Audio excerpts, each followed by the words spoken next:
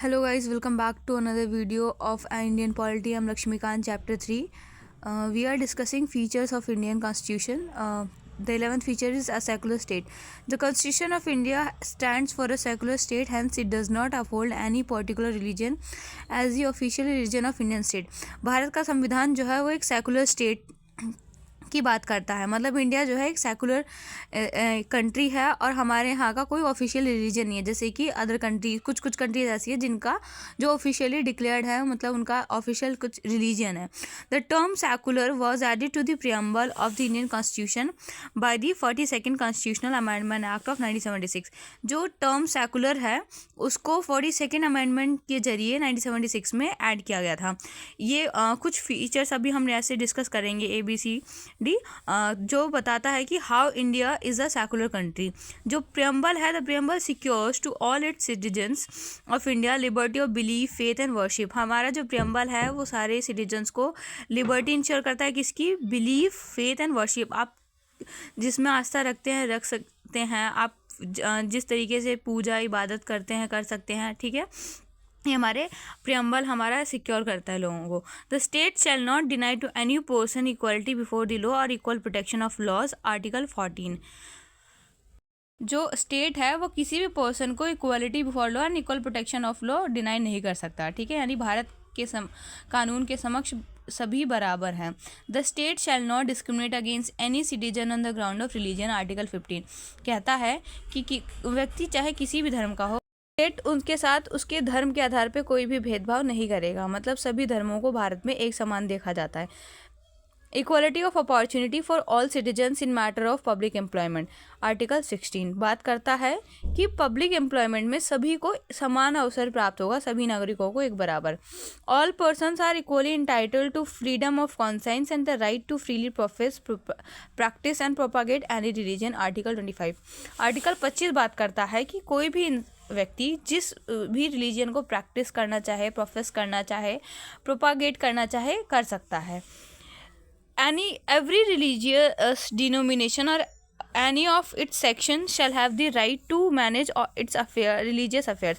कोई भी रिलीजियस डिमिनेशन यानी कम्युनिटी है या फिर कोई भी सेक्शन है, अपने जो रिलीजियस अफेयर्स है अपने अकॉर्डिंग मैनेज कर सकता है, according to article as per article 26। No person shall be compelled to pay any taxes for the promotion of a particular religion, article 27। किसी भी व्यक्ति को किसी भी धर्म के प्रमोशन के लिए फोर्स नहीं किया जाएगा कि वो कोई भी टैक्स पे करे, आर्टिकल 27 की बात करता है। No religious instruction shall be provided in any educational institution maintain by the state, article 28। जो भी स्टेट रिलीजियस इंस्टीट्यूशंस को मेंटेन करता है, एजुकेशनल इंस्टीट्यूशन को, सॉरी, वहाँ पे कोई भी किसी भी प्रकार की कोई भी रिलीजियस इंस्ट्रक्शन नहीं दी जाएगी, आर्टिकल 28 के जरिए। Section of the citizens shall have the right to conserve its distinct language, script और culture, आर्टिकल 29। कोई भी जो सेक्शन है सिटीजन्स का, वो कोई भी लैंग्वेज, स्क्रिप्ट, कल्चर को अगर कंजर्व करना चाहता है तो वो कंजर्व कर सकता है, आर्टिकल 29 के जरिए, ठीक है। All minorities shall have the right to all the minorities shall have the right to establish and administer educational institutions of their choice, article 30। जितने भी माइनॉरिटीज़ हैं वो right to establish, they have right to establish and administer educational institutions of their choice, article 30 के जरिए। The state shall endeavour to secure for all its citizens a uniform civil code, article 44। UCC के जरिए जो state हैं उनको चाहिए, वो कोशिश करेंगे कि सभी जगह सभी स्टेट्स में आर्टिकल 44 यानी यूनिफॉर्म सिविल कोड हो। Western concept of secularism connotes a complete separation between the religion, the church, and the state, the politics. This negative concept of secularism is incapable in the Indian situation where the society is multi-religious. Hence, the Indian constitution embodies the positive concept of secularism, that is giving equal respect to all religions or protecting all religions equally. अब इसको समझते हैं।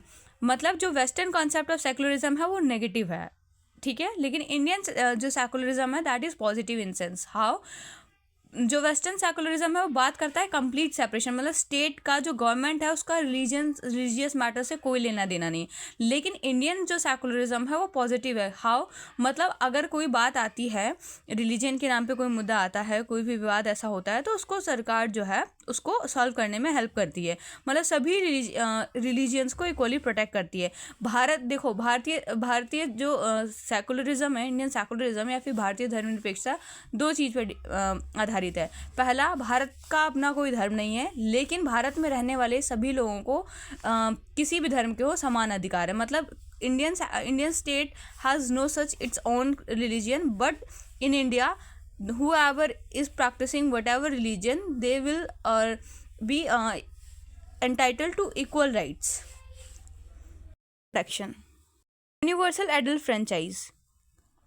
The Indian Constitution adopts universal adult franchise as a basis of elections to the Lok Sabha and the state legislative assemblies.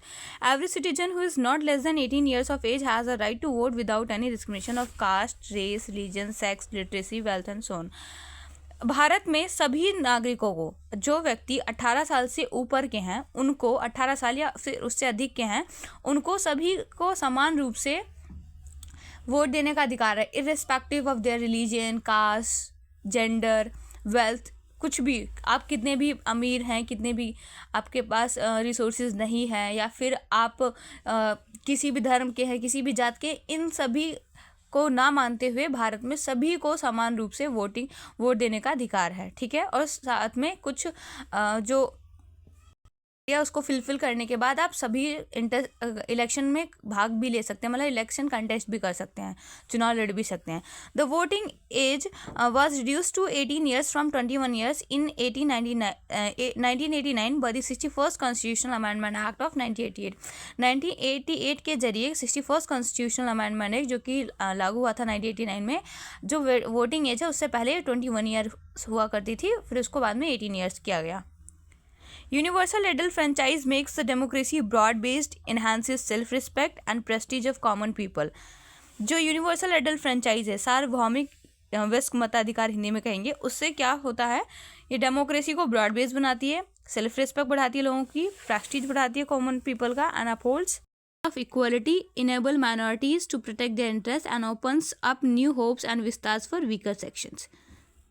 Equality को uphold करती है, minorities को protect करती है, उनके इंटरेस्ट को प्रोटेक्ट करती है, और लोगों को नई आशाएं और आउटलुक पर्सपेक्टिव देती है। ठीक है। Single citizenship. Though the Indian Constitution is a federal and envisages a dual polity, it provides for only a single citizenship, that is Indian citizenship. भारतीय संविधान में सिंगल सिटीजनशिप है। ठीक है, जैसे कि कुछ कंट्रीज़ हैं, यूएसए, वहाँ जहाँ पर each person is not only a citizen of USA but also a citizen of the particular state to which he belongs. ना कि सिर्फ यूएस का सिटीजन है, जैसे यूएस कंट्रीज़ में, यूएस जैसी कंट्रीज़ में, बल्कि जिस स्टेट में रह रहा है वहाँ का भी सिटीजन है। तो यूएस जैसी कंट्रीज़ में जो सिटीजनशिप है वो डुअल सिटीजनशिप है, but Indian citizenship is single citizenship. Okay. Independent bodies. The Indian Constitution not only provides for the legislative, executive and judicial organs of the government, central and state, but also establishes certain independent bodies. They are envisaged by the Constitution as the bulwarks of the democratic system of government in India. These are election. कुछ independent bodies हैं जो कि हमारे संविधान को और भी ज़्यादा स्ट्रॉन्ग बनाती हैं, जैसे कि इलेक्शन कमीशन ऑफ इंडिया। ये क्या कराता है? It ensures free and fair elections to the parliament, the state legislatures, the office of president of India and the office of vice president of India, controller and auditor general of India to audit the accounts of the central and state governments. Union Public Service Commission to conduct examinations for recruitment to all India services and higher central services and to advise president on disciplinary matters. State Public Service Commission in every state to conduct examination for recruitment to state services and to advise the governor on disciplinary matters. The Constitution ensures the independence of these bodies through various provisions like security of tenure, fixed service conditions, expenses being charged on the Consolidated Fund of India, and so on.